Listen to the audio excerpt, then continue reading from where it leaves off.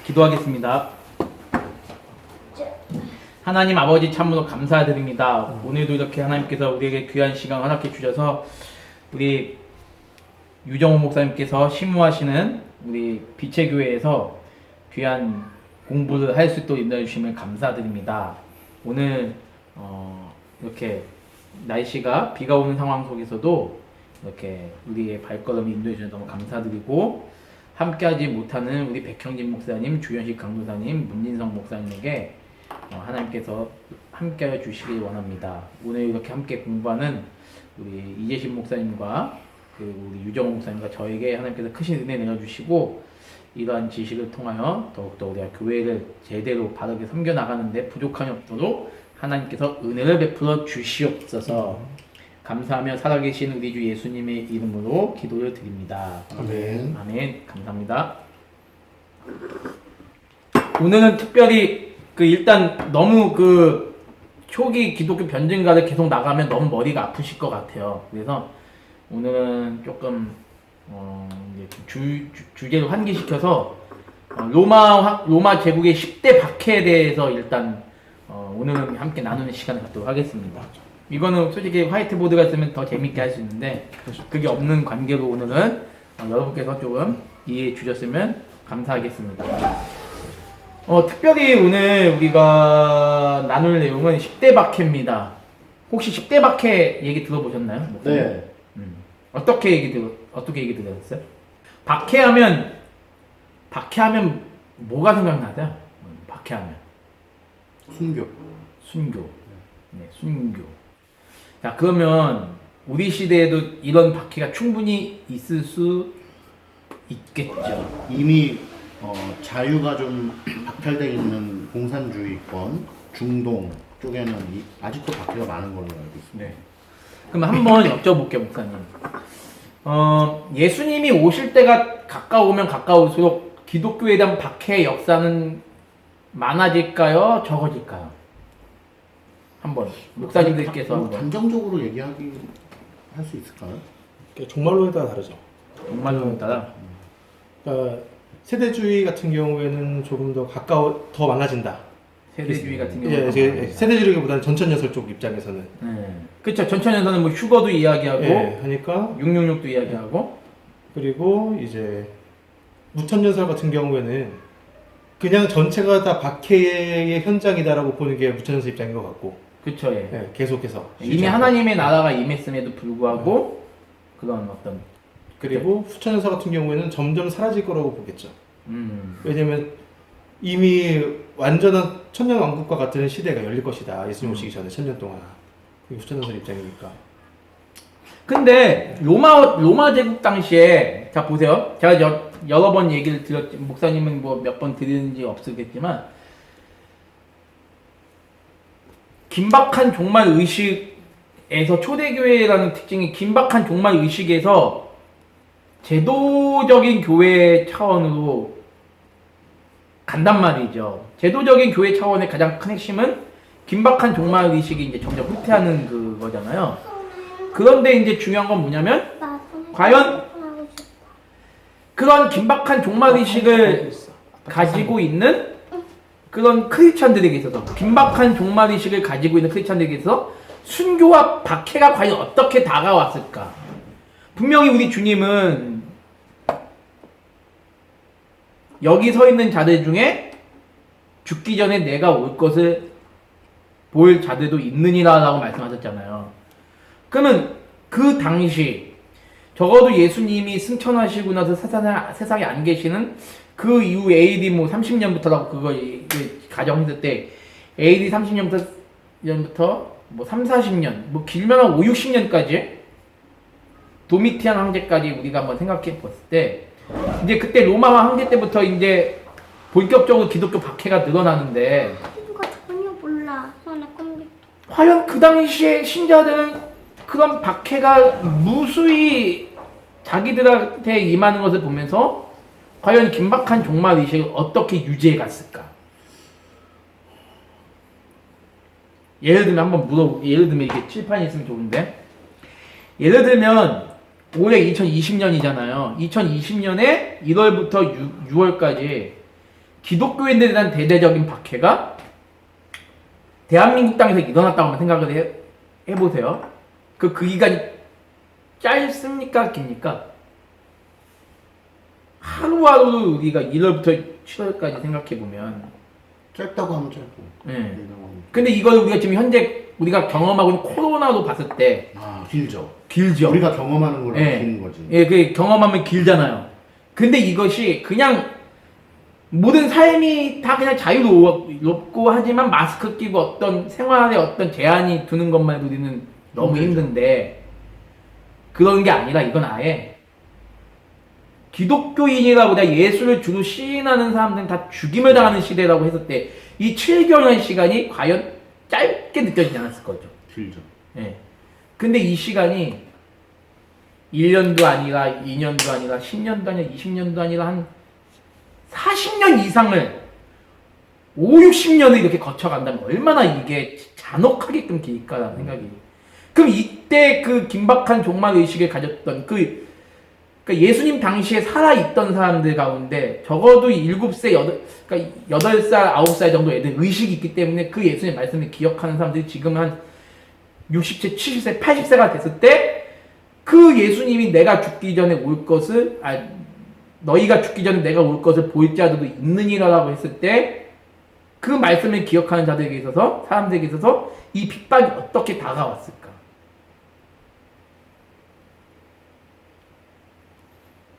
참 이거는 너무나도 힘든.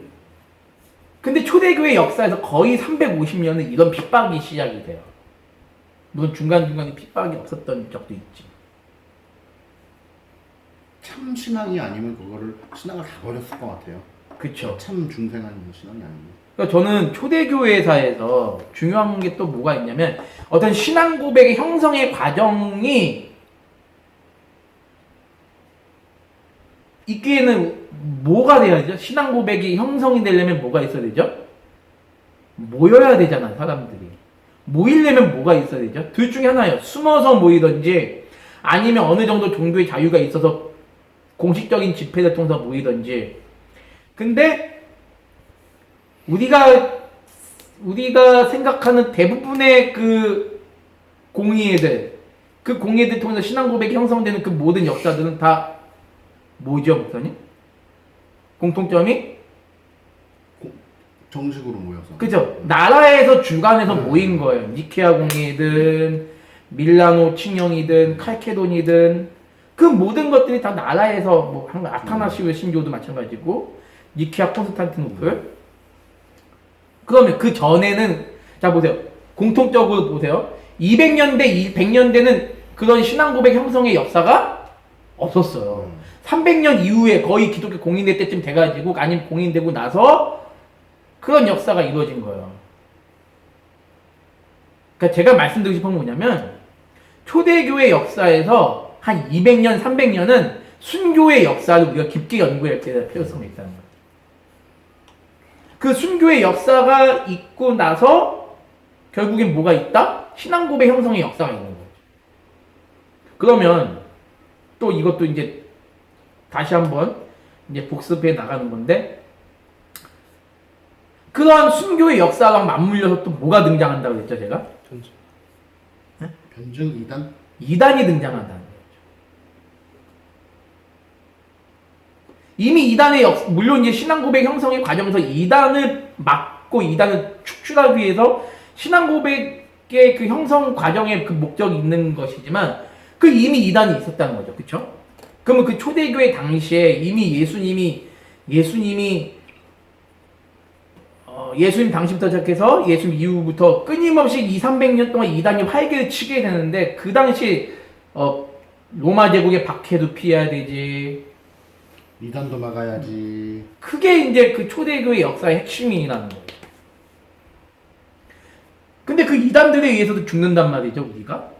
그 이단들에게도 공격을 당하고, 그 당시 순교의 역사는요, 어떻게 보면 물리적인 핍박을 제외하고는 지금하고 큰 다른 점이 없다는 생각이 들어요. 이단들도 핍박을 받았나요? 나중에 이단들은 이제 우리한테 이제 제거를 당하죠. 뭐 니케아 공인을 통해서 아니면 칼케돈 그 모든 신앙 고백의 형성의 과정은 결국엔 이단을 제거하는 과정하고 맞물려 갈 수밖에 없죠. 왜냐하면 그 신앙 고백을 정립한다는 건 뭐냐면 너희들이 말하는 것은 잘못된 것이다라는 걸 이제 깔고 가는 거니까. 근데 이제 좀 이따 로마 제국의 10대 박해를 우리가 생각해 보면 오늘 우리 지금 현실하고도 맞물리는 부분이 많이 있어요. 그 로마 제국이 이걸 그러니까 이거는 조직 신학적으로도 두 분이 조직 신학을 공부하실 거니까 하시니까 이거를 조직 신학적으로도 좀 의미 있게 풀어나갈 부분이 있겠다는 생각이 들어요. 그러니까 이제 순교를 할 거면 이런 거예요. 목사님 보니까 순교는 결국에는 내 신앙에 대한 확고한 신념이 있어야 되잖아요. 근데 참 저는 이제 초대교회에서 공부하면서 또 도전을 받는 거냐면 그 당시 지금도 문화가 발전하고 과학이 발달하고 의학이나 뭐 예술이나 모든 면이 다 발달된 지금 시점에서도 하나님에 대해서 신앙을 굳세게 갖는 게 쉬운 게 아닌데 그 당시에 더군다나 그 창과 고문이 눈앞에 있는 시점에서 그러한 순교의 신앙을 갖는다는 것은 보통 각오가 아니거든. 이따가 제가 말씀드렸지만 인간 봉화가 뭔지 아세요? 인간 봉화? 사람을 나무 쇠막대기에 매달아 놓은 다음에 전쟁터에 나갈 때 보세요. 로마 제국 당시 전쟁이 이제 있단 말이죠. 그러면 쇠막대기에다 사람을 묶어요. 거기다 기름을 붓고 거기다가 불을 지르고 그걸 봉화 삼아서 전쟁터에 나가는 거죠. 로마 제국이. 그래서 승리한단 말이에요. 그리고 공격할 때 그 봉화도 막는 거예요. 막 찔려면 당하겠죠. 그 인간 봉화의 대상이 누구냐면 크리스찬들이에요. 그들을 그렇게도 그게 이제 전쟁터에 무기면서 밤에 봉화가 이제 불을 붙여서 환하게 비치는 거잖아요. 그러면서 그게 무수한 기독교인들을 많이 죽인다는 거예요. 상상이 가시죠? 어떤 건지 인간 봉화가. 상상이 안 가요. 어떻게 그게 가능한지. 일단 무겁고. 근데 그거를 전차에다 실는 거죠. 전차에다가. 그게 얼마나 그게 끔찍합니까? 지옥이 따로 없네. 그런 순교의 역사가 지금 우리 초대교회에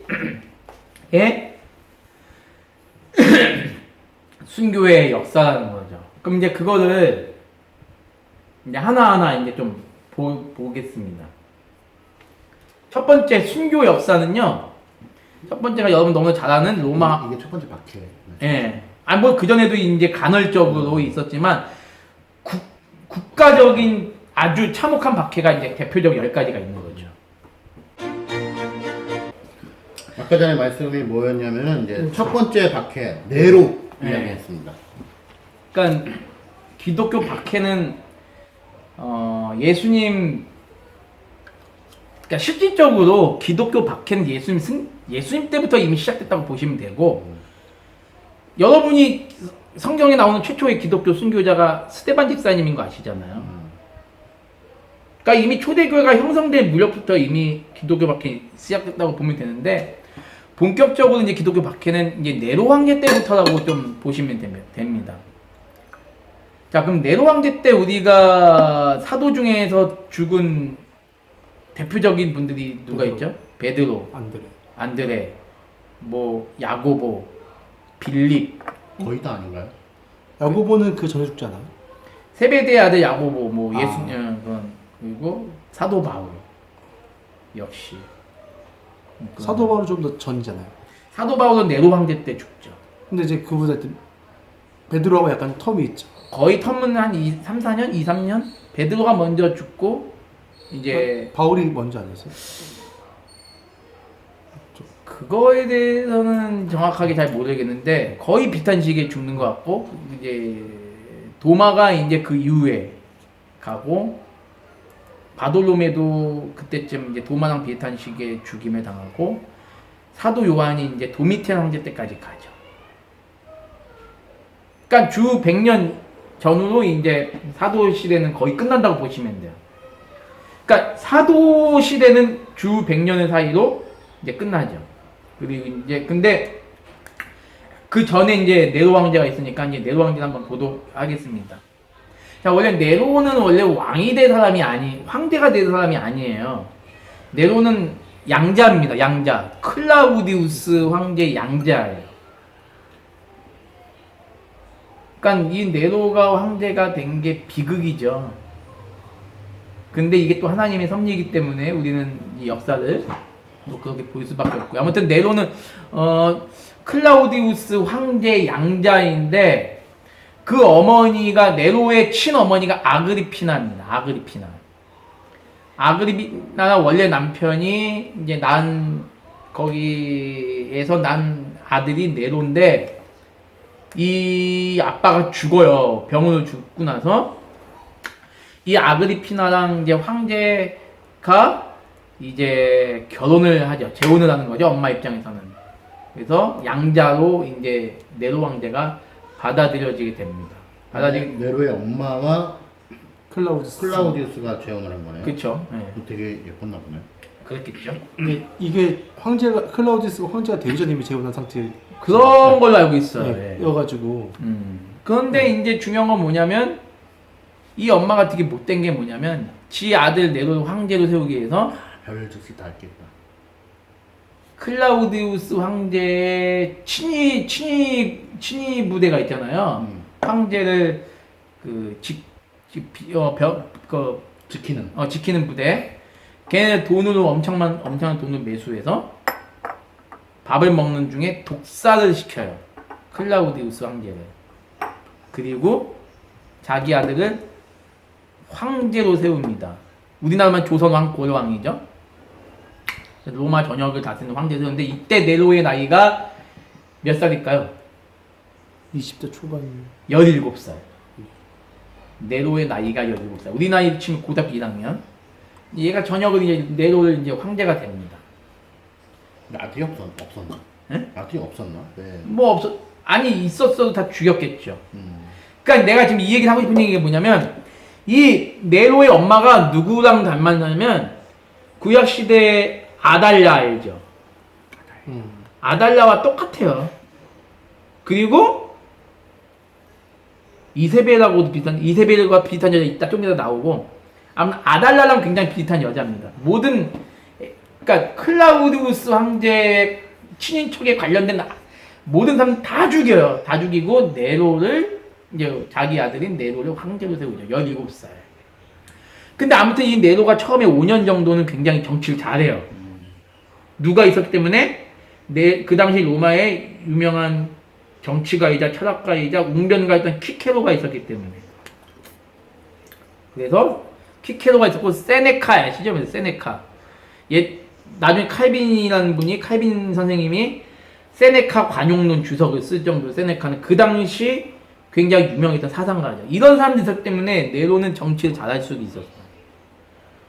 주변에 누가 있느냐에 따라서. 그쵸, 예. 근데 이제 중요한 거는 이 세네카와 키케로를 그러니까 세네카가 이제 병이 들어 죽고 나서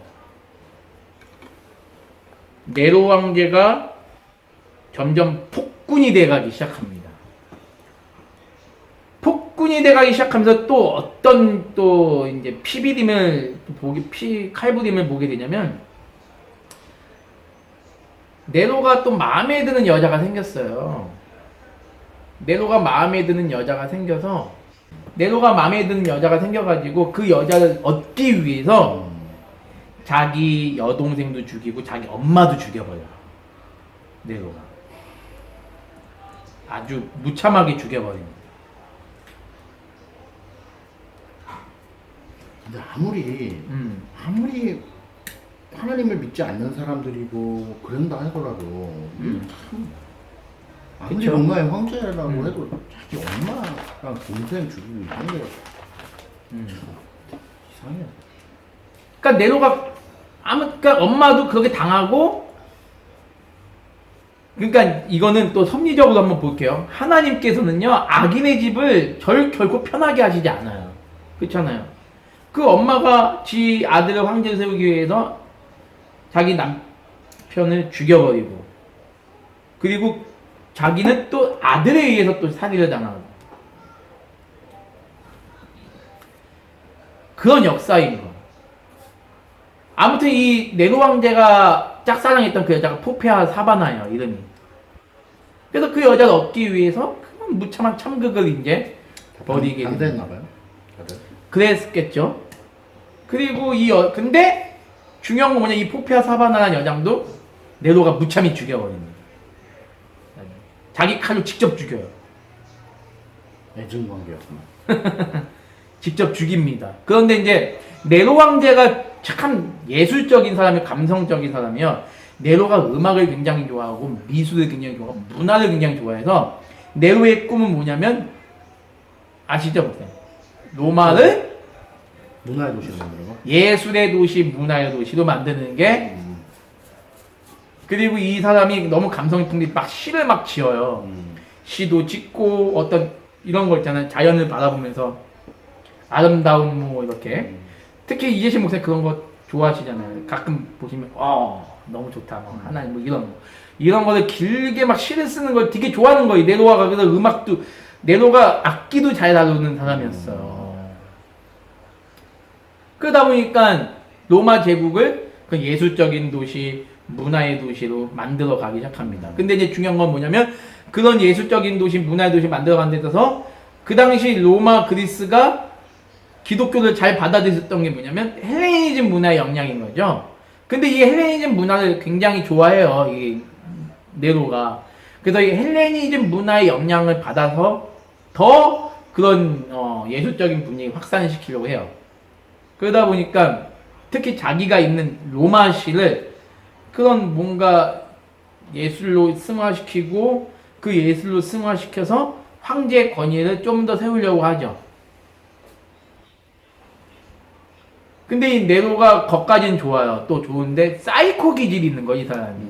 이 예술적 기질을 사이코 기질로 가면요 어떻게 되냐면, 사람이 죽는 걸 가지고 사이코적으로 거기서 예술 또 예술을 만들지. 자기 엄마 칼로 죽일 때도 이 사람이 엄마가 피를 흘리면서 죽어가는 모습을 보면서 시를 써요.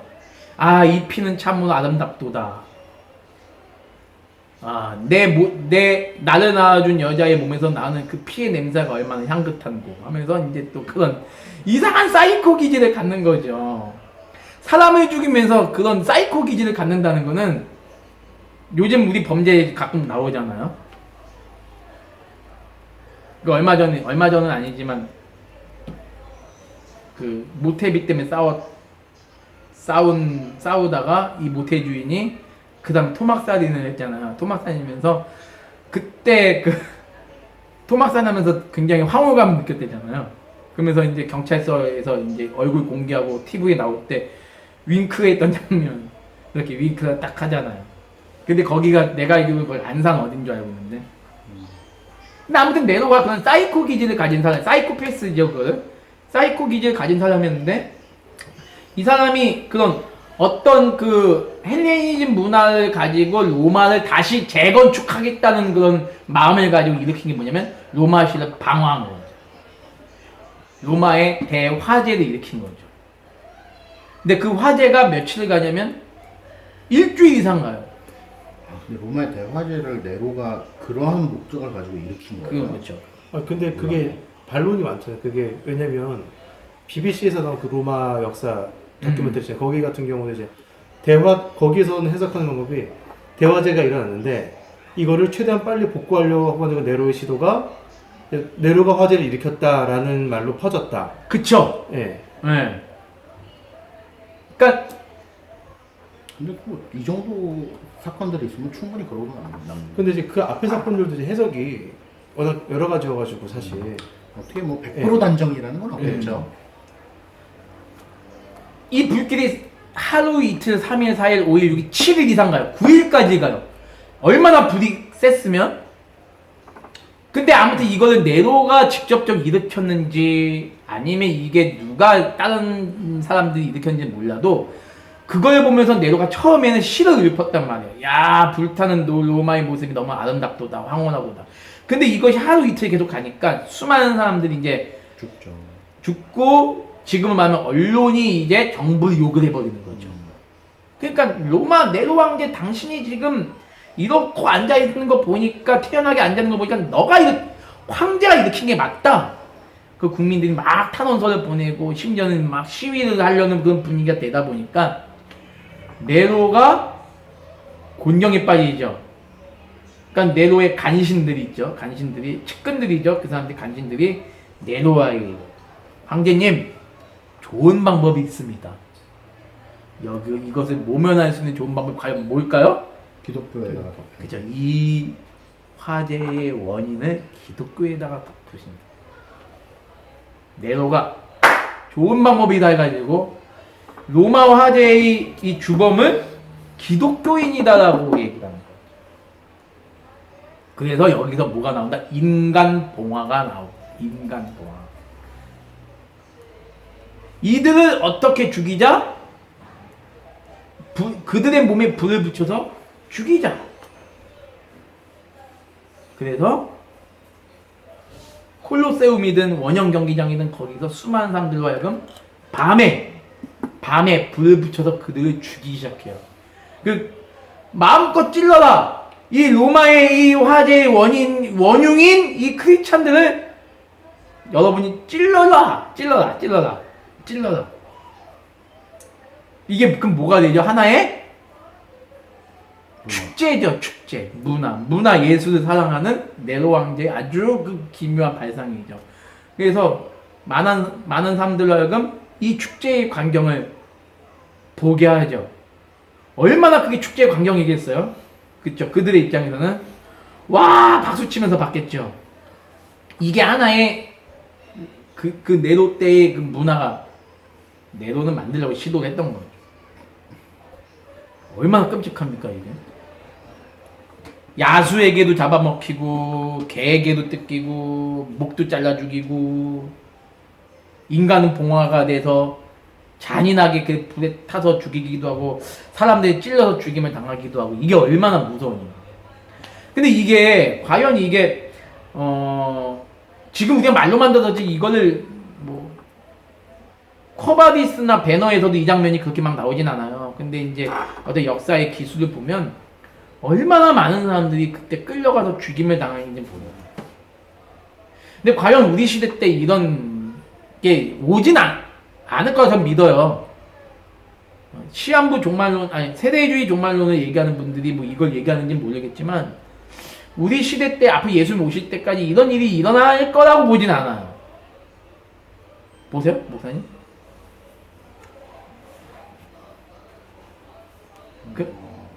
분명한 거는 핍박은 이제 올 거라 보는데 아무튼 여기 이 책에도 이제 설명이 나오고 아까 제가 얘기했던 김광채 교수님이 썼던 그림으로 본 10대 박해만큼 그 설명을 그 라한성 교수님도 있지만 그런 설명을 이렇게 디테일하게 해주신 분은 아마 없겠다는 생각이 듭니다. 없겠다는 생각이 드는데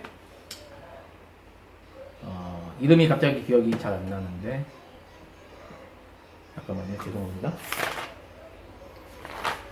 코바디스에 그런 장면 좀 나오지 않아요?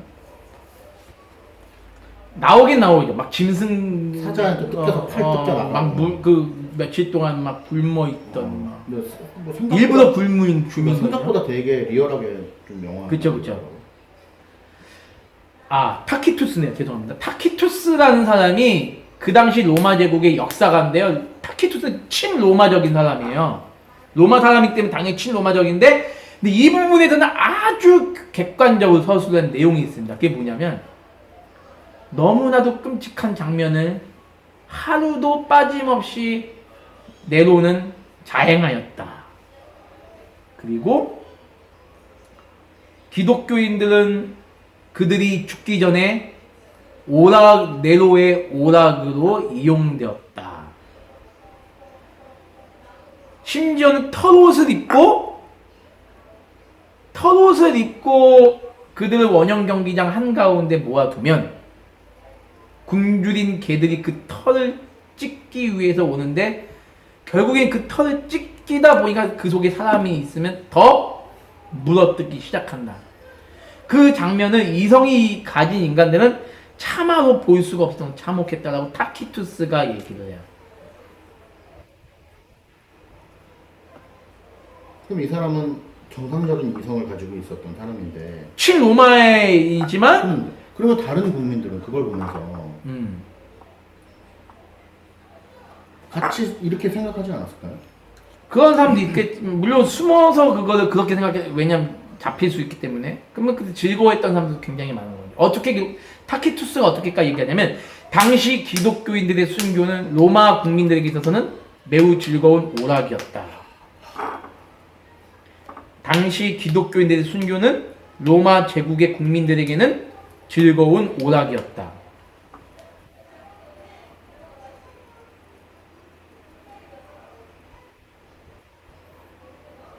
근데 이제 이 네로 황제가 미치광이해야 돼요. 그러니까 하나님의 심판은 네로를 직접적으로 공격하지 않고 그렇게 미치광이가 되게, 그러니까 여러 가지 예술이나 문화를 수단으로 하여 네로를 더 미치게 하는 거죠. 이게 하나님의 이제 징계라는 거죠. 근데 네로가 근데 체육도 장려를 해요.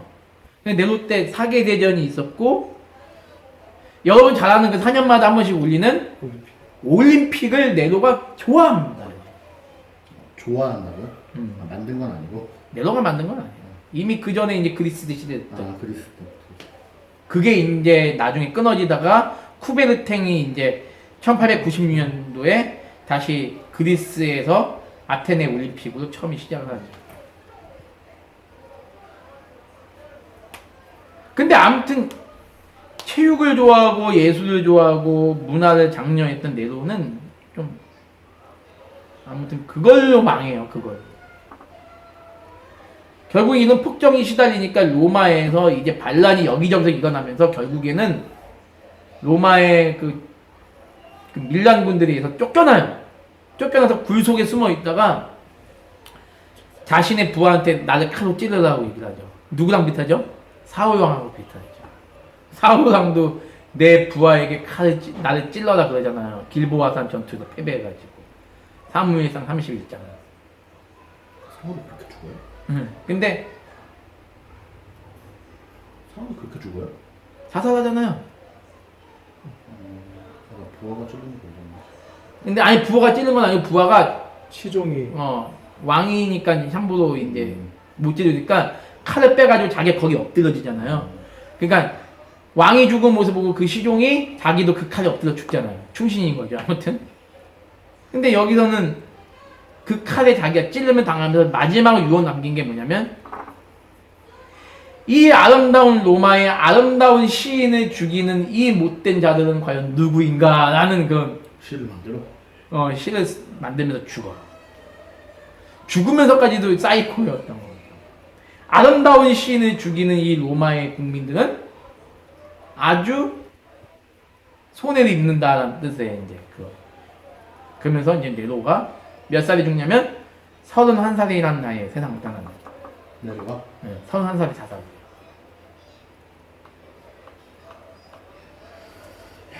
우리나라의 그 연산군도 31살에 죽거든요. 근데 네로도 31살에 죽어.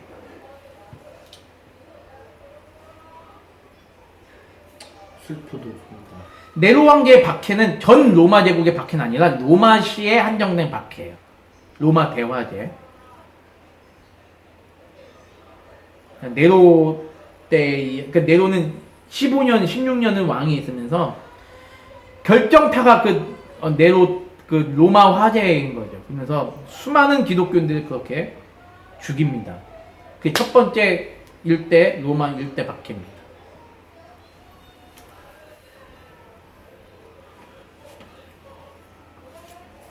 로마 일대 박해. 그 시대에 안 태어난 게 전 감사하다고 생각해요. 저는 솔직히 나는 제가 만약에 그 시대에 태어났으면 모르겠어요. 목사님들께서는 어떤지 모르겠는데 저는 아마 그 앞에서 안 믿는다 그러고 뒤에 가서 믿었다거나 그랬어. 그러니까 그게 늘 어려운 문제인 것 같아요. 뭐 정말 구원받은 백성이라 할지라도 일단은 그 앞에서는 살고 봐야 되지 않나. 베드로 같이 네. 그런 생각이 많이 들기 때문에 결국에는 그 앞에서 순교하는 것은 자신의 의지가 아닌 것 같아요. 그것도 있지만 이미 그분들이 그 겉으로는 부인을 한다 할지라도 부인을 해도 죽어? 아니 그건 아니지만 자기 양심이 굉장히 괴로웠을 것 같다는 생각이 들어요. 그리고 이미 자기의 주변 공동체들은 다 이미 크리스찬들인데 얼마나 많은 핀잔과 얼마나 멸시를 받을까. 그러니까 그게 결국 주구철 목사님도 같은 선상에 있는 거죠. 그렇죠. 내 가족들을 죽이느냐, 그래도 살리느냐, 살고 보느냐에 대한. 그렇죠. 그러니까 아무튼간에 이런 초대교회 역사를 보면 참 이거를 만약에 우리 눈으로 직접 본다면 아마 감동도 있지만 얼마나 잔인했을까, 무서웠을까 그런 고민이 들어요. 근데 이제 나중에 이제 종교개혁 당시에 로마 카톨릭이 이제 개신교들을 죽일 때 이렇게 죽이죠. 그때 이제 마녀 사장이 등장해요. 마녀 사장. 그러니까 예수의. 예수의 이거에 못지않게 끔찍한 살인 사건을 천주교회가 이제 일으키죠. 앞으로 우리 기독교를 박해할 세력은 누군지 모르겠어요. 천주교가 박해할까요? 무슨? 난 앞으로 근데 이 문제는 우리도 한번 생각해봐야 되는 게 그러니까 반대인 경우가 하나 있었잖아요. 반대인 경우가 영국 성공에 의해서 천주교인들 박해받았던 게 있었잖아요. 네네. 네. 그래서 그 찬송가 보자. 환란과 비박 중에도 그게 거기서 나온 건가요? 네, 그게 거기서 나온 거죠. 그래서 이제 마지막 절이 원래 그 마리아 신앙 보험마다 이런 거 원래가. 그래서 그게 원래 천주교 그거죠 그게. 근데 이제 우리는 이제 우리가 차용해가지고. 그쵸. 자, 아무튼 순교의 역사를 보면 지금 요 장면이 지금 순교의 역사입니다. 요 장면이 순교의 역사인데 이 장면이 언제 모습이냐면 하드리안 황제 때의 모습을 순교 기독교인들이 하드리안 황제가 기독교 핍박하는 모습을 이렇게 보여주는 거예요. 그럼 이게 지금 여기가 뭐죠, 여러분들? 사람의 목을 참수하는 거죠. 다 죽어 있는 기독교인들의 모습입니다. 빛이 나네. 얼굴에서. 머리에서. 후광. 그 여기 한번 보세요, 여러분들. 여기도 지금 보여주면서. 여기도 지금 사람을 이렇게 죽이는 장면이 나와요. 얼마나 끔찍합니까, 이거. 근데 이게 지금 요것만 나와 있지만 이런 시체들이 당시 로마 제국에 쌓였다는 거. 심지어는 이 사람들 장례도 치러주지 못하도록 이 죽은 사람의 시체를 굶주린 개들에게 준다는 거.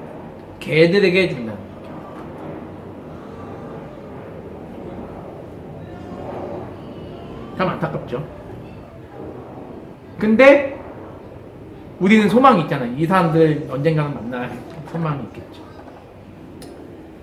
자, 두 번째 황제 들어가기 전에 두 번째 박해 들어가기 전에 그 AD 68년에 네로 황제가 죽고 나서 69년까지 무려 황제가 4번이 바뀝니다. 황제가. 1년 만에요? 네, 황제가 4명이 바뀌어요. 죽이고 다시 올라가고 또 죽임을 당하고 또 올라가고 죽임을 당하고 올라가고 다시 정통성이 누구한테 계승되냐면 베스파니안 황제에게 계승이 돼요. 베스파니안 황제에게 계승이 되는데 이 베스파니안 황제는 기독교 박해하지 않아요. 기독교에게 자유를 줍니다. 그리고 나서 그의 아들 누가 그 황제에 올렸냐면 티투스 황제가 우리말로는 디도 황제라고 그러죠. 티투스 황제 때도 역시 기독교는 박해를 당하지 않아요. 어느 정도의 자유를 줍니다. 베스파니안 황제가 황제 있을 동안은 한 10년 정도죠. 그리고 기독교 박해를 안 당해요. 그의 아들 티투스가 한 3, 4년 동안 황제 있을 때도 역시 기독교 박해 당하지 않습니다. 근데 이제 티투스가 죽고 나서 티투스가 아들이 없어요. 티투스가 아들이 없고 티투스의 동생, 그러니까 아버지는 베스파니안이죠. 티투스의 동생인 여러분이 너무나 잘 아는 힌트, 반모섬 하면 누가 떠오르죠? 반모섬은 요한이죠. 예수님이 12제자 요한. 요한을 반모섬으로 귀양 보낸 황제. 요한계시록 당시의 황제가 도미티아누스. 도미티안 황제가 티투스의 동생입니다. 아버지는 베스파니안 황제고 티투스의 동생인 도미티안이 81년에 황제가 돼요. 그래서 96년까지 황제가 돼서 15년을 통치합니다. 로마 제국이 15년을 통치하는데 이때 드디어 다시 한번 기독교 대대적인 박해가 일어납니다. 그러니까 네로가 죽고 나서 한 20년 가까운 세월 이후에 이제 다시 도미티안이 기독교를 박해하죠. 자, 그럼 도미티안이 기독교를 박해한 이유는 딱 한 가지예요. 로마의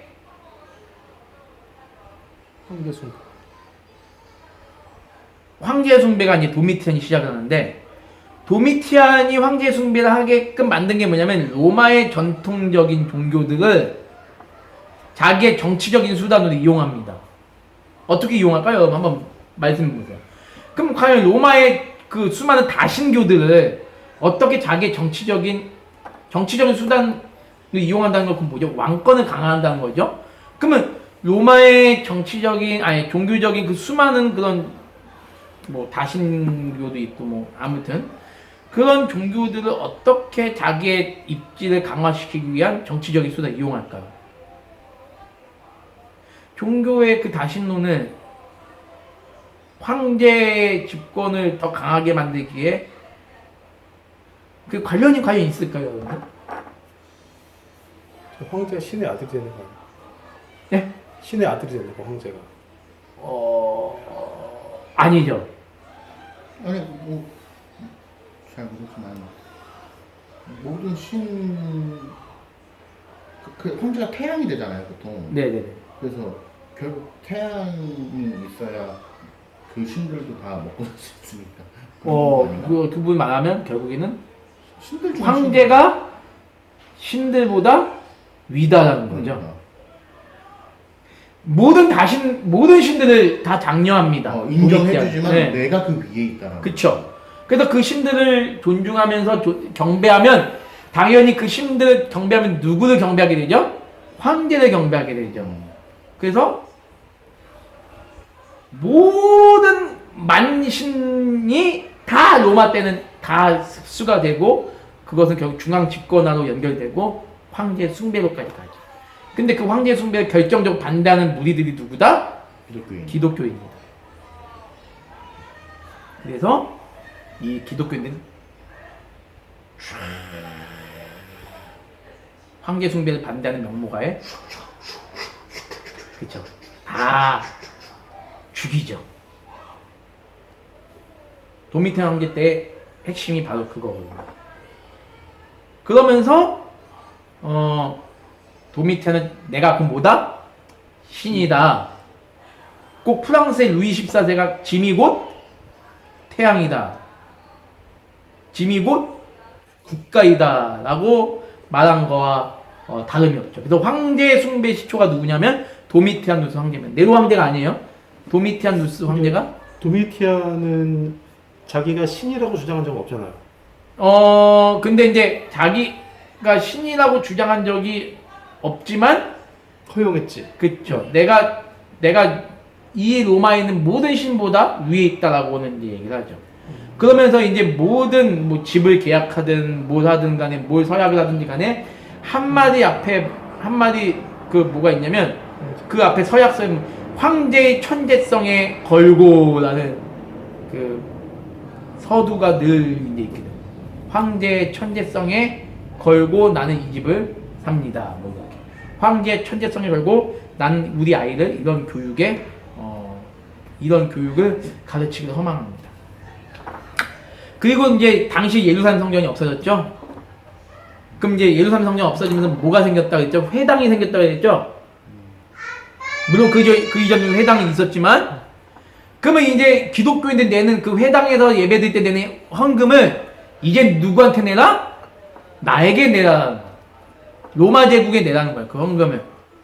그래서 자신의 명령의 지엄함을 위해서 먼저는 누굴 죽이냐면 자기 친척 중에 예수를 믿는 사람부터 죽여버려요.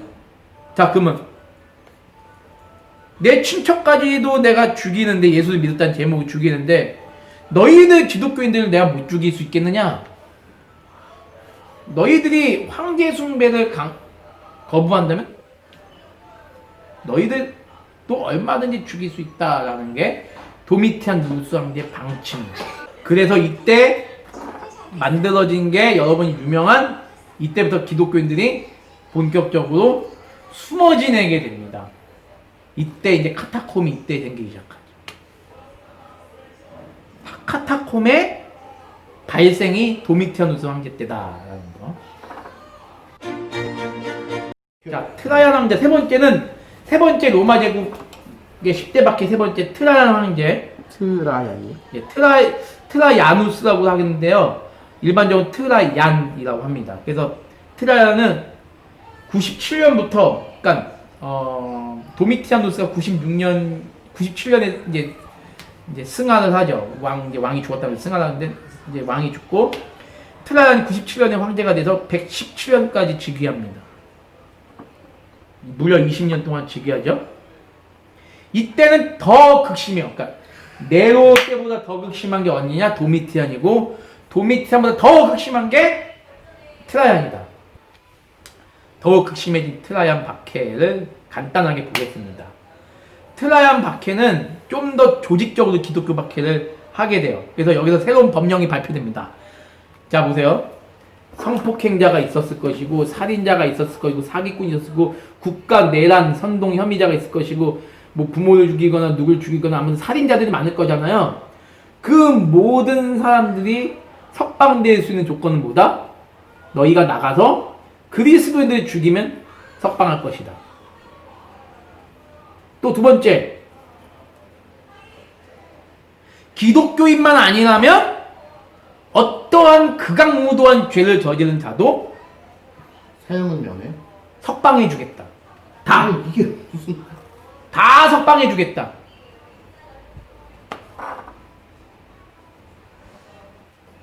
석방해주는데 너희가 석방해서 기독교인들을 죽이면 너희들 벼슬을 주겠다. 트라이안 황제 때 이런 법령이 로마 제국 내에 전체 북아프리카까지 로마가 다스리는 관할하는 그 지역에 이런 법령이 반포됩니다. 처음이에요. 그 이유는 뭐예요? 그러니까 기독교인이 제일 황제 숭배 가장 여기 황제 숭배가 여기 최고로 다르거든요. 기독교인이 가장 걸림돌인 거죠. 눈에 가시죠. 기독교인만 죽이면 된다. 그리고 기독교인만 아니면 어떤 죄를 진 사람도 석방시켜 주겠다. 트라이안 황제 때 이때 변증가 유스틴, 우리가 배웠던 초기 기독교 변증가 유스틴이 이때 완락이에요. 유스틴이 귀족이죠. 유스틴이 트라이안 황제에게 변증서를 냅니다. 기독교는 황제님이 생각하는 것만큼 악한 게 아닙니다. 우리는 황제님을 존중합니다. 황제님을 사랑합니다. 하지만 신으로 경배하는 건 아니고, 기독교인도 역시 그러한 이제 죽을 각오라고 이제 변증을 하는 거죠. 그러면서 그 변증서의 내용을 그때 있던 아폴로 그 변증서를 이제 내는 거죠. 그럼 유스틴의 변증은 보통 변증이 아니라 그냥 목숨 걸고 하는 변증. 그렇죠, 그렇죠. 트라이안 때 그런 일을 했다는 거는. 그렇죠. 야. 그래서 그 변증서에 유스틴이 적었던 내용이 지금도 남아요. 기독교인이란 단어는 곧 죽음이라는 단어의 대명사이다. 기독교인이라는 단어는 곧 죽음이라는 단어의 대명사이다.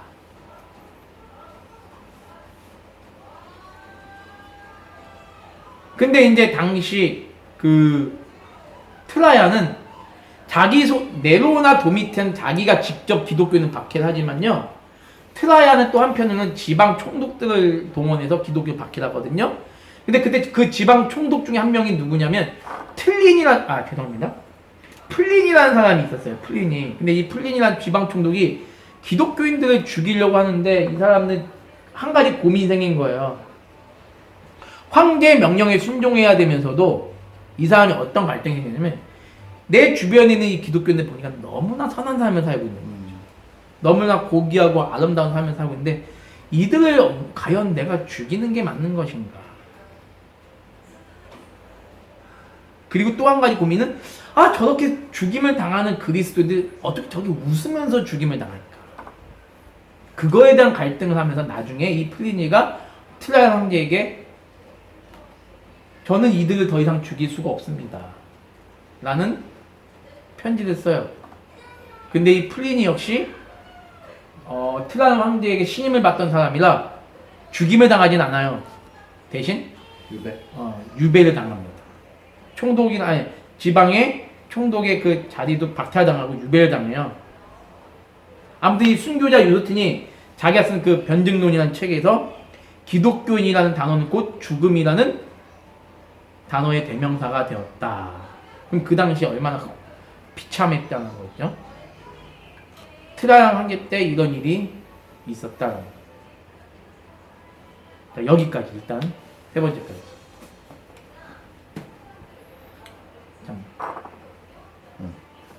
어떠세요? 참 복잡하죠. 그럼 폴리갑이 이때인가요? 폴리갑이 그쵸. 이때 인물이죠.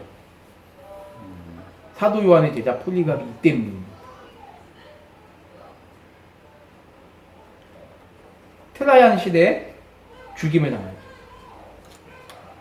유스틴이 지지난 시간에 우리 유스틴 했잖아요. 유스틴의 사상과 했었는데 유스틴이 이 시대에 그렇게 했다고 하니까 또 더 위대해 보이네 약간. 아마 정말 눈물 어린 간청을 했을 거예요. 그러니까. 네, 정말 눈물 어린. 그거 뭐 자칫하면 그냥 죽는 거고. 그리고 플리니 총독도 황제한테 그런 제안을 한다는 것은 곧 당장 죽을 수도 있다라는 얘기인데 황제한테 그렇게 하는. 근데 유배를 가요. 유배를 가서 총독 자리도 박탈당하고. 그러니까 죽음을 각오하고 한 거지. 유배는커녕.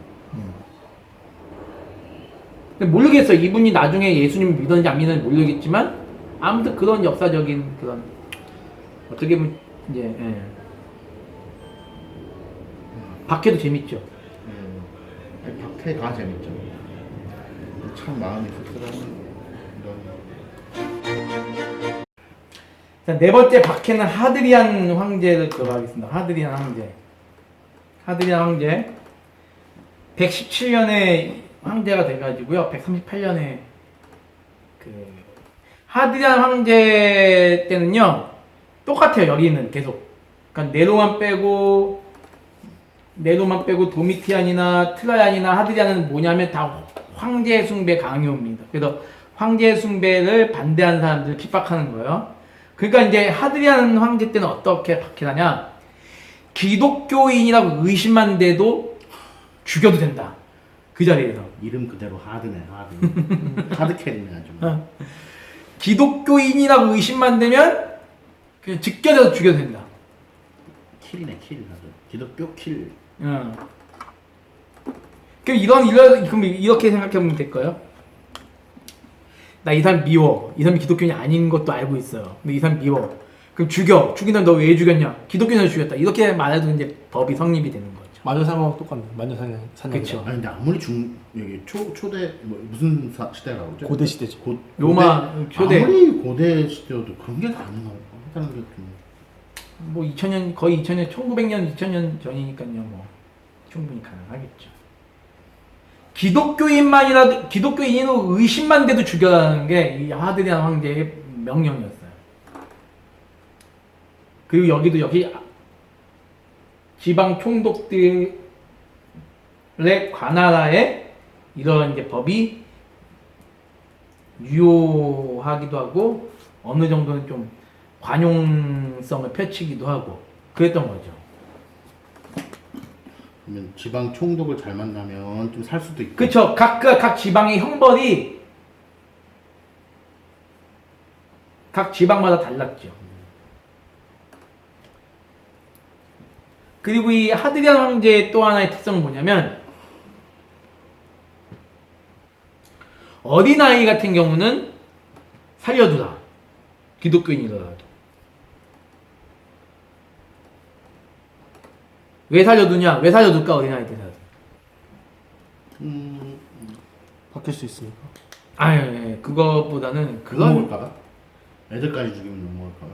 그것도 아니고 아이들은 나의 종으로 삼겠다는 거예요. 그래서 애들을 종으로 삼아서 이 아이들에게 뭘 시키냐면 이 아이들에게 로마의 그 고대 신들의 그 책을 읽히는 거죠. 읽히면 뭐가 돼? 당연히 얘네들은 이것에 대해서 세뇌가 되겠죠. 이걸 따라가는 아이들을 만들어서 나중에 하디네 황제가 내린 법령이 뭐냐면 황제는 결코 죽지 않는다. 그래서 황제는 결코 죽지 않는다 해서 이 황제를 일평생 그러니까 로마 황제를 그러니까 이거의 목사님 뭐냐면 하디라 황제는 자기가 죽을 걸 알겠죠. 사람인지라. 근데 황제가 죽지 않는다는 개념은 뭐냐면 나를 기점으로 해서 내 후에 태어날 황제들이 곧 나다라는 거예요. 무슨 말인지 아시죠? 그래서 이 아이들이 내가 죽고 나서도 이 다음 황제 때도 충성을 맹세할 수 있는 사람들로 길러가자는 게 이 하드네 황제의 의도죠.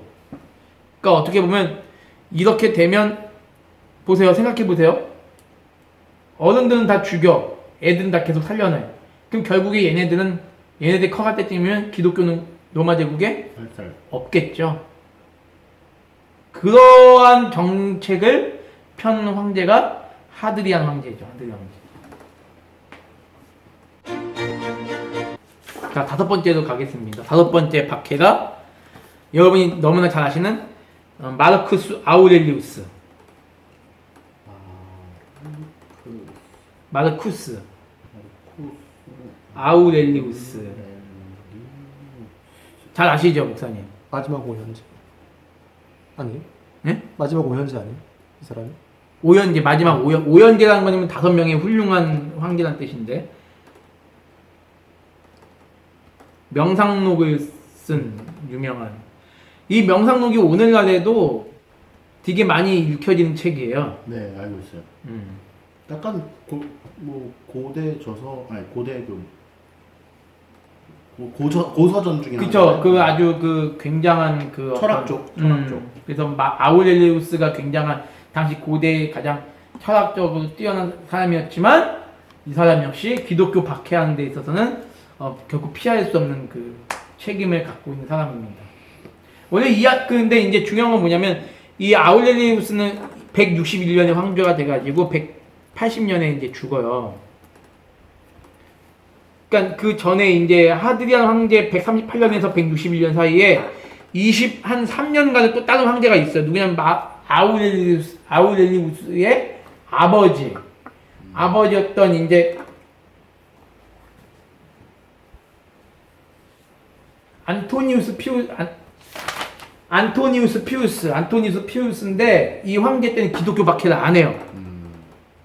안 하는데 그 아들인 아우렐리우스부터 다시 기독교 박해 본격적으로 시작이 되는 거죠.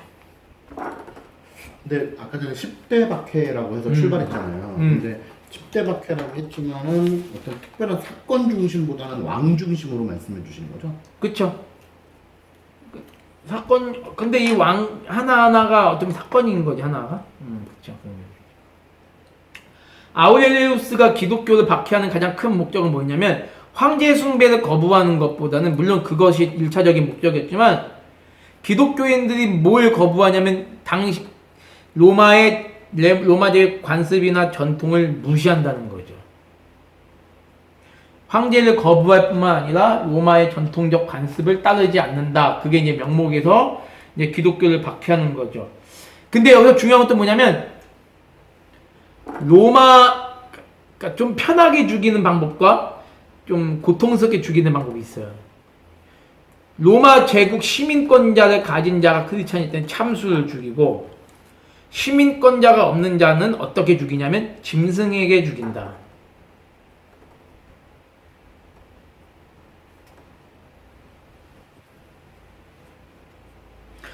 자, 보세요. 자, 참수로 죽는 게 좀 편할 것 같아요? 짐승에 뜯겨 죽는 게 편할 것 같아요? 참수. 그 참수로 죽는 게, 참 이걸 어느 게 편하다고 얘기할 수는 없는데, 아무튼 로마 시민권을 입은 자는 참수로 죽이고, 로마 시민권을 얻지 못한 크리스찬은 다 짐승에게 물어뜯겨서 죽인다라는 게 이제 당시 아우렐리우스 황제 때의 법령이었죠. 근데 이때 심각한 전염병이 1년 정도 로마를 강타합니다. 서기 167년. 전염병이 로마 제국을 강탈하는데 이 전염병이 기독교에 의해서 시작됐다라고 보고 결국에는 수많은 기독교들을 이때 죽이기 시작합니다. 자, 지금이랑 똑같네. 명분이 아주 그럴듯해요. 기독교인들은 무신론자들이기 때문에, 자 보세요. 기독교인들은 무신론자이기 때문에 수많은 신들이 열받아서, 수많은 신들이 질투하여 이 땅 가운데 역병을 내리게 해서 우리 로마 시민을 죽게 한 것이다 라고 얘기를 해요. 자, 그러면 기독교 무신론이라는 게 무슨 뜻일까요? 다른 신을 인정하지 인정하지 않는 않는 거죠. 그쵸. 다른 신을 인정하지 않기 때문에 얘네는 무신론이다. 얘네들 때문에 신들이 지금 노여워해서 역병을 일으킨 것이다. 얘네들을 죽여야 된다. 그 대대적인 기독교 박해예요.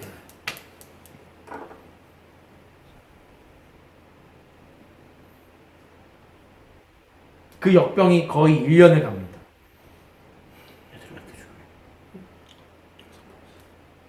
역병이 1년을 가요. 1년을 가서, 그런데 웃긴 건 뭐냐, 여기에 유대인들이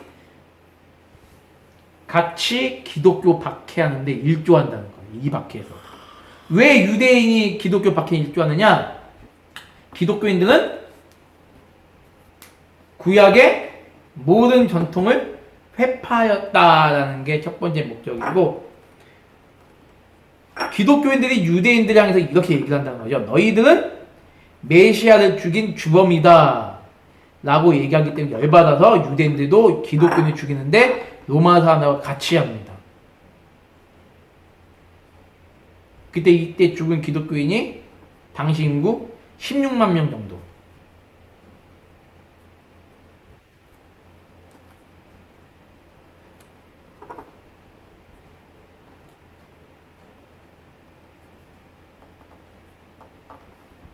좀 이게 좀 도움이 되시나요? 의왕 시민이 16만 명인데.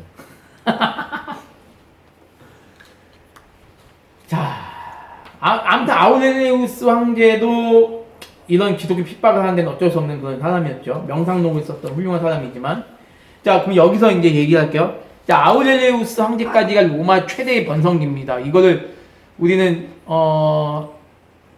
뭐라고 하신지 아시죠? 팍스로만. 팍스 로마나. 팍스 로마나가 끝나고 나서 180년부터 이제 로마는 완전히 이제 분열기로 들어갑니다. 로마 내에 1차적으로 로마 내에 귀족들하고 그러니까 로마 내 귀족들끼리 막 싸우기 시작해요. 그 2차적으로 로마 바깥의 외국들이 오랑캐라고 하죠. 오랑캐들이 이제 로마를 막 공격하기 시작하고요. 그러니까 로마는 수많은 분쟁과 수많은 살인과 수많은 다툼과 갈등이 이제 180년부터 시작이 되게 됩니다.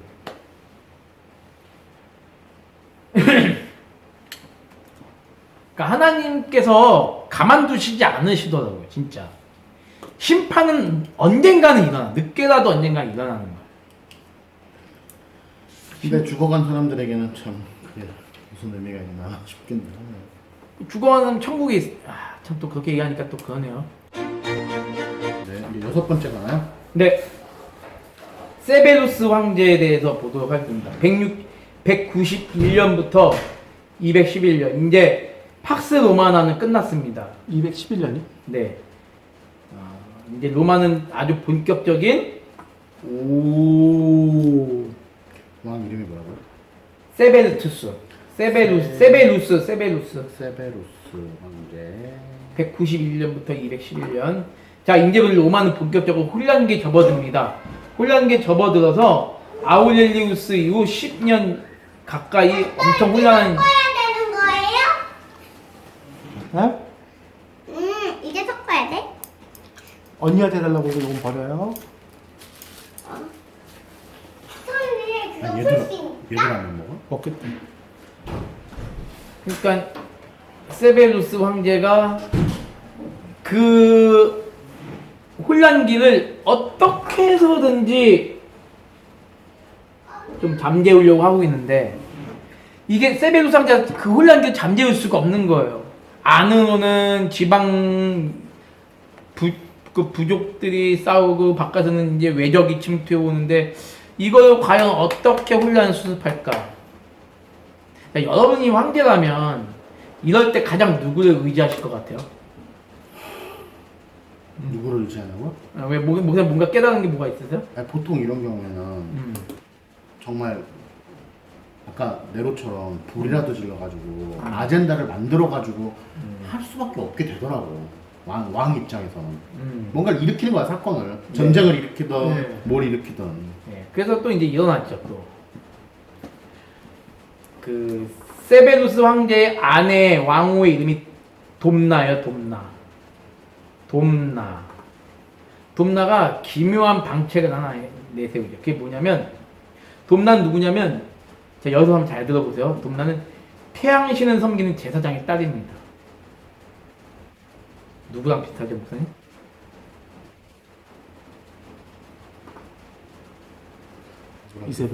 이세벨.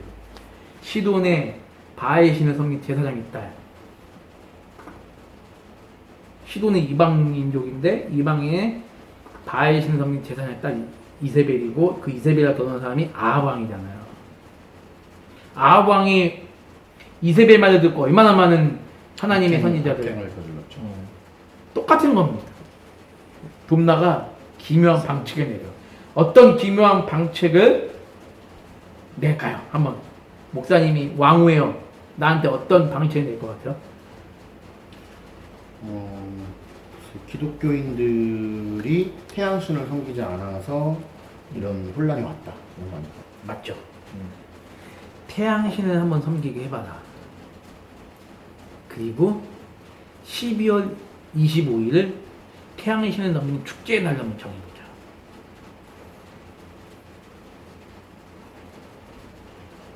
여기에 협조하는 자들을 중심으로 나라를 이끌어가고 여기에 반대하는 자는 수청하자. 태양신뿐만 아니라 모든 우상의 날로 정합니다. 12월 25일. 엄밀히 따지면 이게 오늘날 성탄절의 원조가 되겠죠. 물론 이것이 직접적인 원인은 아니지만 왜 하필 12월 25일이냐는 거죠. 근데 지금 현대 문화적으로 봤을 때는 결국 이게 원인이 돼가지고 12월 25일인 것 같아요. 결국에는 12월 25일 성탄일이 온갖 신을 섬기는 우상의 날이 돼버렸으니까. 참 안타까운 역사입니다. 그래서 로마의 전통 종교를 부활시켜서 로마의 정치 체제를 강화시키게 되는 계기가 돼요. 그래서 여기서 이때 기독교의 또 한 번의 대대적인 박해가 시작이 됩니다.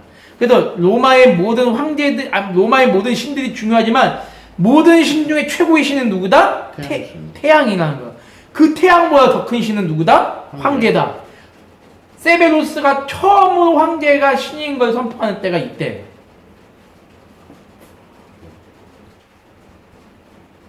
그리고 또 어떤 법령을 공포하냐면 기독교든지 유대교든지 둘 중에 아무 거에나 가입된 사람 무조건 죽인다.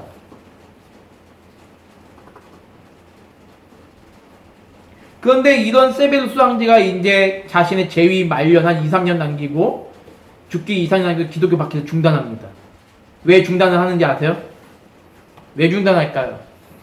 신비적인 사건이 일어납니다. 꿈에 나타났어. 누구의 꿈에 나타날까요? 왕의 꿈. 왕후의 꿈에 나타나요. 돕나의 꿈에 나타나서 꿈속에 어떤 여자가 나타나서 나는 예수의 엄마다.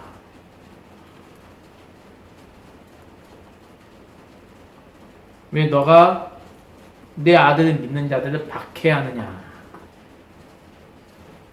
모성을 건드렸네. 너에게 무시무시한 일이 일어날 것이다 해가지고 그 꿈을 꾸고 남편에 말해서 기독교 박해를 중단시키죠. 근데 이게 실화인지는 모르겠지만 이거는 로마 카톨릭 그와 관련된 책에 나오는 이야기입니다. 그래서 아마 여기서는 성모 마리아를 좀 더 그런 내용인 것 같아요.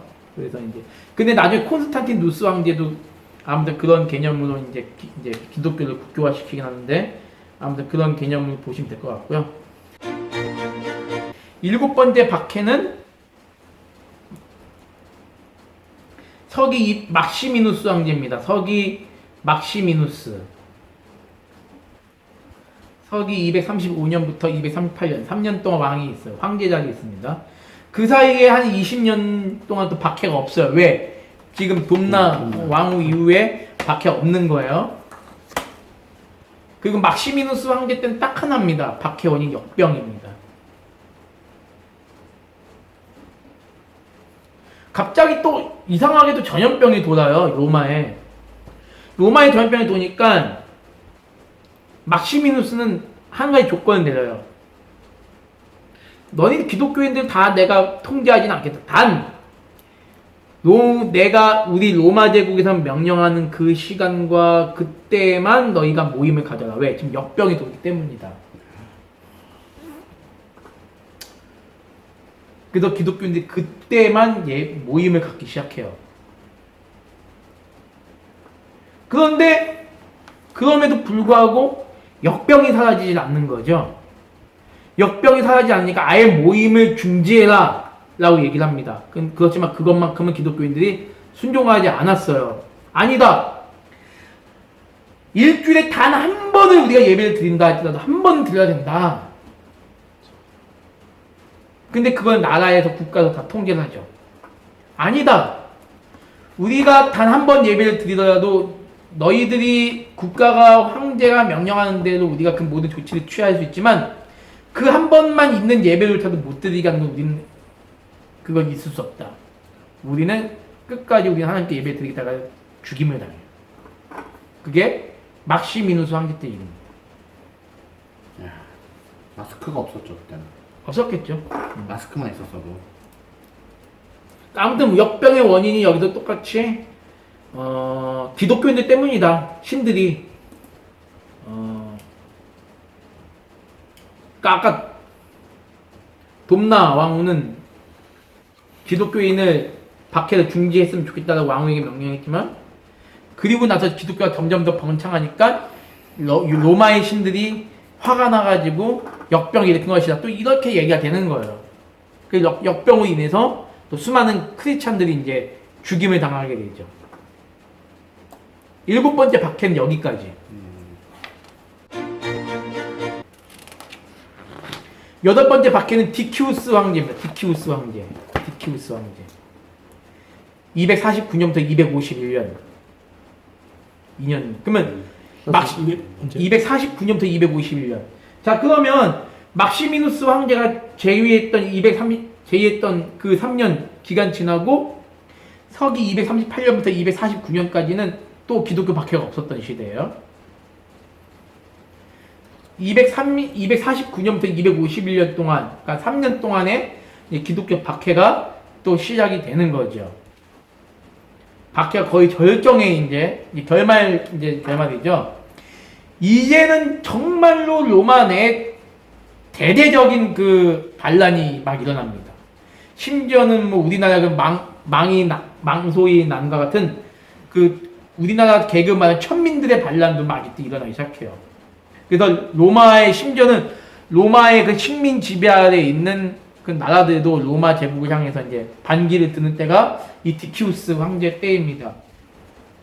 그런데 이 디키우스 황제는 이럴 때일수록 우리 로마 제국의 위대함, 강대함을 다시 한번 구현해야 되겠다 그래서 했던 정책이 뭐냐? 기독교인 말살 정책을 피게 됩니다. 이럴 때 우리가 위험을 보이려면 우리가 무시무시한 방법으로 기독교인들을 죽이면 천민들이나 외적이나 이런 자들이 우리 로마 제국을 두려워서 더 이상 공격하지 못할 것이다. 그러니까 로마 제국에 있는 이건 전국적인 박해예요. 네로는 국부적인 박해고 키프리안도 하드리안도 국부적인 박해였다면 디키우스 황제 때는 전 그 광활한 로마 제국 전체에 대한 박해를 실시하죠. 그래서 수많은 이제 기독교인들이 죽어갑니다. 그래서 이 디키우스 황제가 명령 내린 것 중에 하나가 뭐냐면 너희들이 로마 제국의 모든 신들을 극진히 섬길 때 우리 로마 제국은 세계 최고의 나라가 될 수 있다. 그래서 그 날을 정하는데 그 날이 만성절인데 이 만성절이 나중에 로마 교회의 명절이 돼요. 자, 만성절이 언제인지 아세요, 목사님들? 만성절? 10월 31일이에요. 10월 31일 하면 뭐가 생각나죠? 종교예요. 네, 이 만성절에 종교개혁이 일어나는 거예요. 이 로마의 그 수많은 신들을 너희가 섬길 때 로마 제국은 급부상하고 전 세계에 최고가 된다. 그래서 이 만성절을 거부하는 기독교들 다 죽이는 거죠. 그래서 10월 31일 날 모든 기독교들 다 죽여라. 불임절하고 똑같은 거죠. 근데 아이러니컬하게도 이 만성절이 로마 교회, 그러니까 기독교가 공인된 후에 로마 교회의 최고의 이제 기념일이 된다는 게 안타까운 거죠. 이해가 되시죠?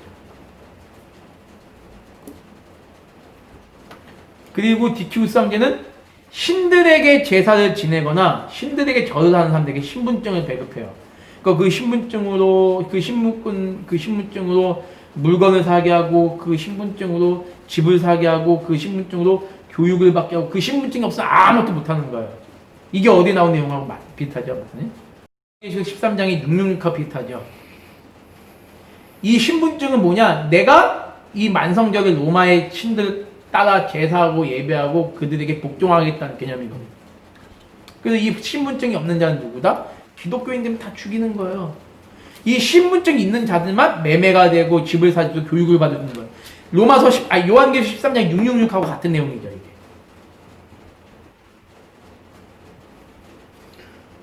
그런데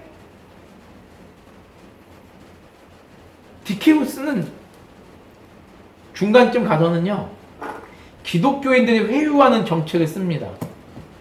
너희가 왜 이거 증명서를 발급받으려고 하지 않느냐. 증명서 발급받아라. 그럼 너희는 로마의 최고의 국민으로서 로마국의 국민으로서 너희들은 자부심을 가지고 살 수 있지 않겠느냐? 라는 그런 그런 하는 거죠. 그래서 이때 등장한 말이 뭐냐면 두 가지 말이 나옵니다. 고백자라는 용어와 배교자라는 용어가 이때 처음으로 등장해요. 어느 황제 때? 디키우스 황제 때.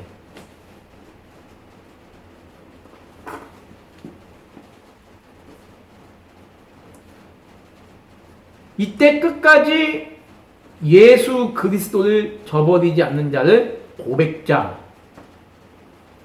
이때 디키우스 황제의 명령에 설득당하여 순복한 자들을 배교자라는 말로 이때 처음으로 등장하는 거예요. 배교자와 우리가 요즘 배교 하잖아요. 특히 신천지에서 배교 많이 쓰잖아요. 배교자라는 말이 이때 처음으로 등장해요. 역사적으로 봤을 때.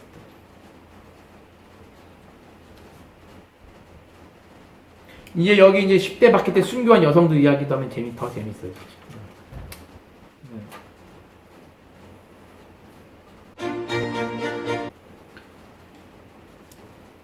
자, 그럼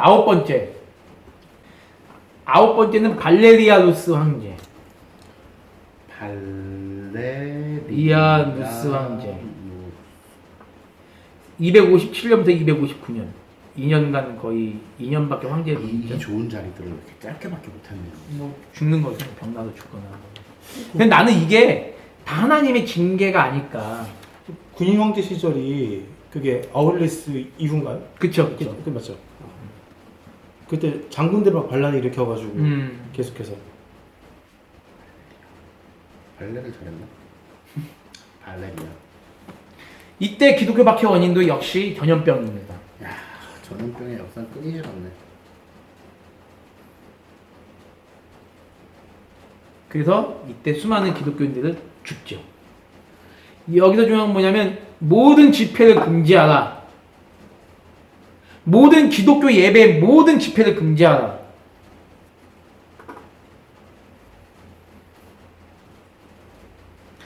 여기서 조건은 뭐냐면 기독교인이라도 살려주겠다. 대신 집회는 금지하라. 근데 기독교인들이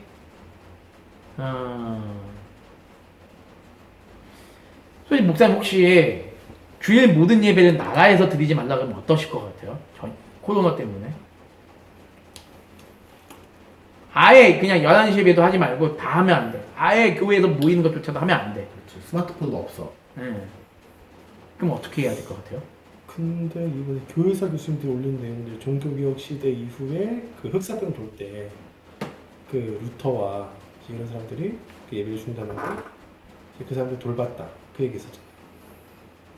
그러니까 우리가 신방하면서.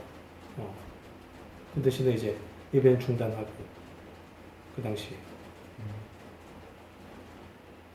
이제 우리가 이웃 사랑의 측면에서는 대신에 개인 경건을 지켜야 되겠죠. 개인 경건을 지키는 가운데에서 이제 그게 기독교에 대한 어떤 유한 정권이 정말 전염병의 확산을 막고자 교회뿐만 아니라 모든 업종들을 다 금지하고 집에 있을 것을 법령으로 금한다면 그것에 1차적으로는 순종하는 게 맞지 않을까 싶어요. 근데 이제 그리고 또 그 뭐지 그 당 종교개혁 시대 같은 경우에는 먼저 나서서 했다고 했잖아요 교회들이. 그러니까 교회들이 나서서. 그러니까 교회를 박해하는 것이 아니라면은 이제 충분히 가능한데 이제 의도가 문제인 것 같아. 의도가 지금 같은 경우가 대표적인 케이스죠. 근데 이제 또 식당은 괜찮지만 교회는 안 돼라고 하는 어떤 이러한 의도를 가지고 한다면 그것에 순종하기가 참 힘들겠죠. 의도가 의심받으면 무거운 거 아니야? 아닌가? 근데 의도는 얼마든지 또 의심받을 수도 있다는 생각이 들고 근데 그리고 의도를 알아채기 쉽지 않기도 그렇지. 하고 그러니까 의도라는 거는 객관적 팩트가 아니니까 그러니까 그게 참 어려운 것 같아요. 그리고 또 한두 달, 뭐 세 달 기한이 정해져 있다면 그게 가능하겠는데 뭐 지금 흑사병 때는 기간이 얼마나 됐나? 한 1, 2년 했나? 몇 년씩 가기도 몇 년씩 거의 맞아요. 10년 가까이 그러니까 지금 같은 경우도 코로나도 뭐 기한이 없고 그런 상황 속에서는 참 쉽지 않은 것 같아요. 아무튼 이렇게 집회 금지를 해서 근데 중요한 건 뭐냐면 역병의 원인은 뭘로 돌렸냐는 거죠. 역병의 원인이 기독교인들이라는 거예요. 만약 코로나의 원인이 기독교인이다. 애초부터 작년 12월부터 코로나의 원인이 기독교인이다. 이거는 우리가 전혀 근데 충분히 그렇게 될 수도 있어. 코로나 우리나라 첫 감염 해가지고 인천공항 들어온 A씨 알고 보니 목회자로 밝혀져. 선교지 갔다 왔다가 코로나가 됐어. 이러면은 이제 기독교가 원인이라고 되겠죠. 그치, 그러면 네. 그러니까 이 그러니까 반대로 생각하면 신천지가 지금 그렇게 생각하고 있는 거잖아요. 그리고 그 정도는 얼마든지 조작도 가능하고. 그러니까 이게 제가 느끼는 게 뭐냐면 교회 역사를 배우면 꼭 항상 역사는 되풀이 되죠. 되풀이 돼요. 그리고 솔로몬 왕의 말씀 새 해아래 새 것이 없다는 게 근데 분명히 전염병의 역사는 코로나가 끝나더라도 이 역사는 분명히 또 될 거라고 좀 봐요. 그렇죠. 예수님이 천년에 오시는 천년 전까지는 뭐 계속 그리고 앞으로 코로나 이후에 또 어떤 전염병이든 또 매년마다 생기잖아요. 지금 봐봐 메르스 이후에 몇 년 만에 2015년 사스, 사드, 사스 사스. 뭐 거의 5년간 정도. 메르스 5년에 한 번씩 그 주기가 더 짧아질 거라고 이제. 그러니까 안타깝죠. 그러니까 이럴 때 우리가 더 신앙을 지킨다는 게 너무 어려운 것 같아요. 어려운 것 같고. 자, 마지막 10번째 디오클레티아누스 황제의 박해를 이제 보겠습니다. 디오클레티아누스 황제. 클레티아누스 황제. 서기 284년도에 황제가 돼서 305년에 이제 세상을 떠나요. 84년, 284년부터 302년. 5년. 자, 그럼 그 전에 보면 259년에 누가 죽죠? 발레리아누스 황제. 발레노에서 죽고 나서 거의 25년 동안은 기독교 박해가 없는 시기래요. 네. 역병이 전역병이 좀 서글하더랬나? 그렇겠죠. 아무튼 그랬고요. 그 다음에 이제 디오클레티아누스 황제 때는 마지막 최고의 박해가 이제 시작이 됩니다. 305년에 누가 황제가 되냐면 콘스탄티누스 황제가 이제 황제가 돼요. 그래서 그 그때 전까지는 이제 마지막 마무리. 그래서 거의 305년까지 보면 예수님이 30년에 승천했다 보면 거의 몇 년 동안 기독교 박해가 지속됐다고 봐요. 270년 동안. 거의 30년. 이때 이제 초기 변증가들이 열심히 하나님의 은혜 가운데 죽지도 않고 이제 변증했고 나중에 순수했고 또 선교했고 음. 어떻게 보면 이 300년까지의 역사가 진짜 알짜배기네요. 그쵸. 초기 기독교 역사에서 굉장히 중요한 거죠. 자, 근데 여기서는 이제 마지막 이 디오클레티아누스 황제의 기독교 박해는 어떤 점일까요? 힌트 드릴게요. 마지막. 디오클레티아누스 황제는 자, 힌트를 드릴게요. 왜 기독교를 박해했을까? 역병은 아닙니다. 일단 아닌 것만 제가 뺄게요. 황제 숭배도 아니고요. 이때가 부황제가 있는 시절이잖아요, 그렇죠? 네? 부황제. 예. 부황제가 있었으니까 그들을 통제하는 시도? 통제하기 위해서도 그렇지만 막 전쟁이 막 일어나던 시대예요. 두황제 지금 두황제 얘기하셨죠? 네. 두황제에 대해서 쉽게 설명할 수 있으세요, 목사님? 두황제? 부황제? 두황제. 그러니까 두 황제가 있고 부황제가 있지. 그러니까 황제가 둘에다가 부황제도 둘이야. 원래 진짜 황제는 이 사람이고 두황제가 있고 부황제가 있죠. 그러니까 동서로 나눠가지고. 예, 나라를. 그러니까 동로마제국, 서로마제국 이런 개념은 아니고 아직까지는. 그리고 광활한 땅을 황제 홍자 다스리기. 진짜 황제는 디오클레티아누스인데 다른 황제를 더 세우는 방식으로 간 거죠. 그리고 감시자의 역할인. 그쵸. 이제 부황제가 있고. 근데 결국엔 이게 이제 이 사람들이 넷이서. 우리가 원조 로마다라고 막 싸우기 시작하는 거예요. 진짜 황제는 디오클레티아누스인데. 그리고 이제 이런 나라들끼리 그러니까 나라가 아니죠 아직은 그런 편끼리 싸움이 일어나고 또 외국도 또 쳐들어오고 각종 밀란이 발생하면서 뭐가 필요하겠죠? 막기 위해서는 전쟁 인해 전술. 구심점 사건. 군대가 필요하죠. 군대가. 사람이 필요한 거죠. 군인이 군대. 자, 그러면 한번 또 힌트를 드릴게요. 그러면 군인하고 기독교는 무슨 상관이 있을까?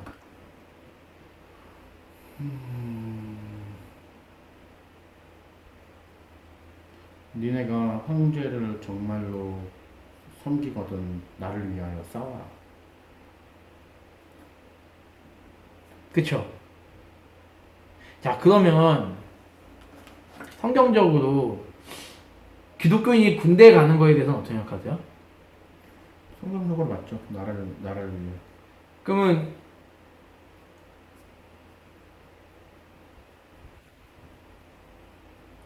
사람을 죽이는 거에 대해서는 여호와의 증인은 집총을 거부하잖아요.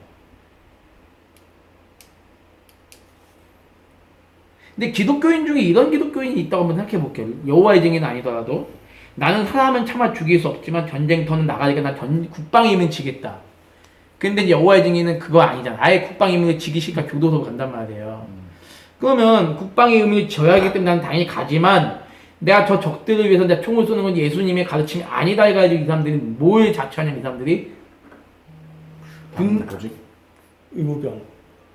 의무병이든 군대에서 행정병이든. 군대에서 뭔가 전도를 하려는 그런 것만 하겠다는 거예요. 쉽게 말해 군종병 같은 거를. 그러면 국가 입장에서는 어떻겠냐는 거죠. 국가 입장에서는 손실이죠. 그렇죠. 이 총 들고 사람들이 싸워줄 사람이 필요한 예, 그러니까 이들에게 대해서 필요가 없는 거죠. 필요가 없는 거잖아요. 그럼 어떻게 하겠어요? 죽여버려요. 그죠? 죽이는 거죠. 너네들이 그런 의도로 있다면 너네들은 로마 제국에 대해서 너네들은 근데 그 당시 기독교인들이 그랬어요? 그런 사람들도 있었어요. 소수 아니야 소수? 소수인데 그 소수로 인해서 많은 기독교들이 죽는 거죠. 근데 기독교인이 너무 많은 거예요. 그러니까 아예 군부에서 축출하라는 명령을 내려요. 자, 그러면 국가는 국민들을 어떻게 할 의무가 있죠? 보호해야 되는. 보호의 의무가 있죠. 그러니까 로마 제국은 좋다, 니네 군대 안 와도 돼. 그래서 다 내보냅니다. 대신에 우린 너희들을 뭐 하겠다? 지켜주지 않겠다는 거예요. 그러니까 이때 많은 기독교인들이 적군에게 죽임을 당하는, 죽임을 당하고 그걸 방관해요. 이 디오클레티아누스 황제가. 근데 웃긴 건 뭐냐면 기독교인이 점점 늘어나기 시작해요. 로마 제국의 거의 3분의 2 이상 기독교인이 되는 거예요. 이게 기독교 박해 말년이니까. 그러니까 이제 디오클레티아누스가 법령을 제정합니다. 더 이상 기독교인을 박해하지 말아라. 기독교에 대한 핍박에 대한 포기를 선언합니다. 물론 공식적인 선언은 아니에요. 그러나 죽이지 말라고 하네요.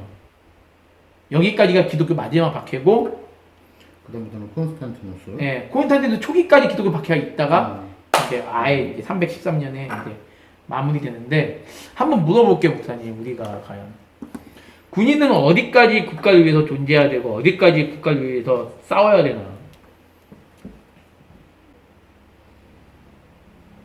결국에는 어떻게 보면 이때 박해는 기독교인들에게는 조금 아쉬운 부분이 있어요.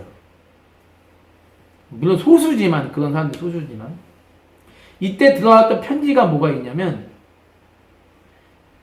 기독교는 여기서도 기독교의 거룩성, 기독교의 순결성에 대해서 얘기를 해요. 이들은 절대 죽을 죄를 짓는 사람이 아닌데 왜 이들이 왜 이렇게 로마 제국에서 이렇게 핍박을 받는 사람들이 되었을까? 그 또 하나는 이들이 믿는 그 진리가 어떻길래 이들은 과연 죽음을 마다하면서까지 이 진리를 붙잡고 살아가고자 하는가?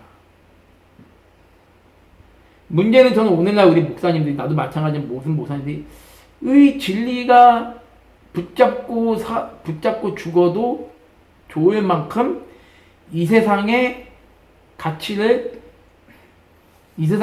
두지 않는 성도들로 만드는 게 이제 우리의 이제 사명이라는 거죠. 근데 초대교회 때는 분명히 보세요.